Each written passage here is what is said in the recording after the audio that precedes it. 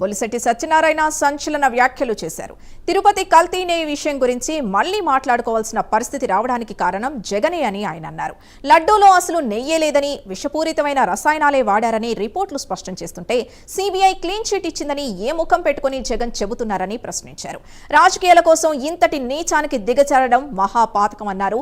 ఇది అక్షరాల మన ఆరాధ్య దైవంపై, భక్తుల నమ్మకంపై, హైందవ ధర్మంపై జరిగిన దాడి ఒక సర్జికల్ స్ట్రైక్ అని ఆరోపించారు. ఆనాడు లార్డ్ మోకలే కలగన్నది ఈనాడు జగన్ ప్రభుత్వ హయాంలో నిజమైందన్నారు. మాజీ సీఎం జగన్ ను వెంకన్నస్వామి క్షమించినా ఆయన ఆరాధించే యేసు క్షమించడని బొలిశెట్టి అన్నారు. అదే మన జగనన్న ప్రభుత్వంలో జరిగింది కూడా కొంతవరకు. అసలు నెయ్యి లేనప్పుడు ఆ విషపూరితమైన కల్తీ పదార్థాన్ని ల్యాబ్ రిపోర్ట్లు కన్ఫర్మ్ చేసినప్పుడు మాజీ ముఖ్యమంత్రి జగన్మోహన్ రెడ్డి పైకొచ్చి ప్రజల ముందు, మీడియా ముందు వచ్చి ఏ మొహం పెట్టుకొని అంత అబద్ధం ఆడగలుగుతారండి?